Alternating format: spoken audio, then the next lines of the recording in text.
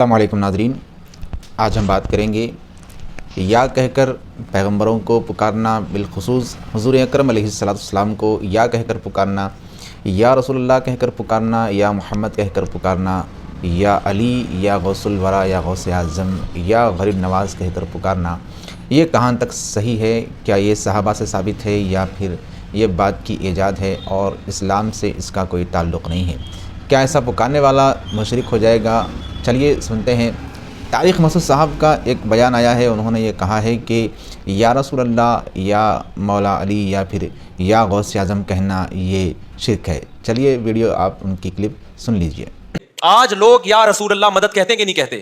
یا علی مدد کہتے ہیں کہ نہیں کہتے؟ یا غوث اعظم مدد کہتے ہیں کہ نہیں کہتے؟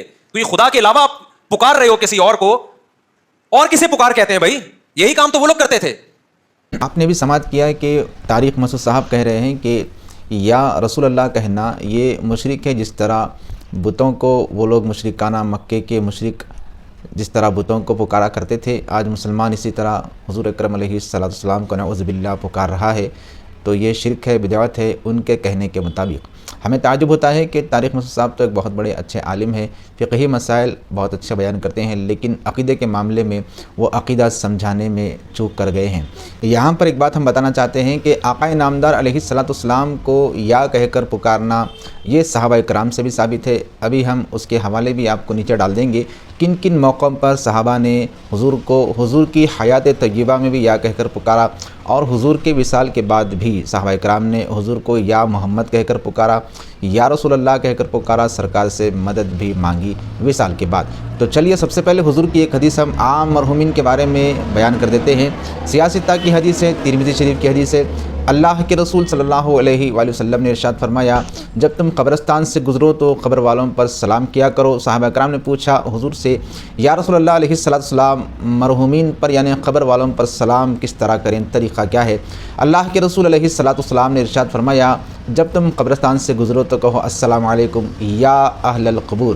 اب یہاں پر یا کا لفظ قابل غور ہے، مرحومین ہے، انتقال کرنے کے بعد بندہ مر جاتا ہے، اللہ کے رسول ان مرنے والوں کو یا کا لفظ کہہ کر پکار رہے ہیں، یا کہہ کر پکارنے کا حکم دیا، السلام علیکم یا اہل القبور۔ تو انتقال کے بعد مردوں کو یا کہہ کر پکارنا یہ بدعت نہیں بلکہ خود نبی کی سنت سے ثابت ہو گیا۔ دوسری بات یہ ہے کہ ہم نماز میں پڑھتے ہیں، نماز التحیات للہ والصلوات والطیبات السلام علیکہ ایھا النبی۔ اب یہاں پر ایھا کے جو لفظ ہے، ایھا کے معنی بھی یا کے آتے ہیں، مطلب بندہ ہر نماز میں 5 وقت اللہ کے رسول علیہ السلام کو پکار رہا ہے، یا نبی سلام علیکہ، یا نبی کہہ کر پکار رہا ہے، تو پھر انتقال کے بعد یا نبی کہنا اگر شرک ہے تو پھر نماز بھی نعوذ باللہ مشرکانہ ہو جائے گی، نماز بھی شرک ہو جائے گی، نماز بھی قبول نہیں ہوگی۔ لیکن یا کہہ کر پکارا جا رہا ہے، اس کا مطلب یہ ہے کہ انتقال کے بعد نبی کو یا کہنا شرک نہیں ہے بلکہ یہ شریعت مطہرہ کا حکم ہو چکا ہے۔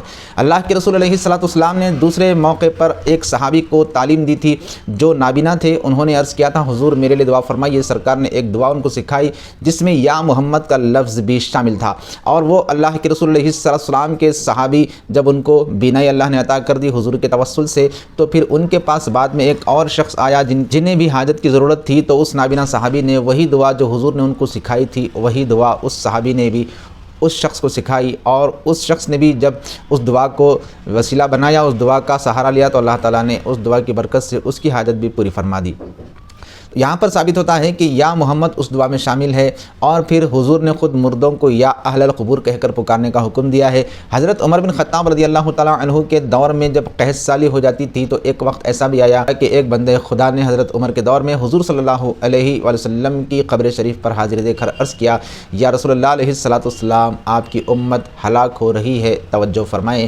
اللہ کے رسول علیہ السلام اس بندے کے خواب میں آ کر ارشاد فرمانے لگے کہ عمر سے کہنا کہ بارش ہوگی، اور جس طرح وہ حکومت چلا رہے ہیں اسی طرح ان کو دانائی کے ساتھ حکومت چلاتے رہنے کی تلقین کرنا۔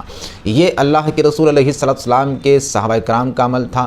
حضور کے وصال کے بعد صحابہ نے حضور کی قبر شریف پر جا کر بھی یا رسول اللہ کہہ کر حضور سے مدد مانگی، حضور کی حیات طیبہ میں بھی حضور سے مدد مانگی، اور پھر اللہ کے رسول علیہ السلام نے عام مرحومین کو بھی یا کہہ کر پکارنے کا حکم دیا، طریقہ سکھایا ہے۔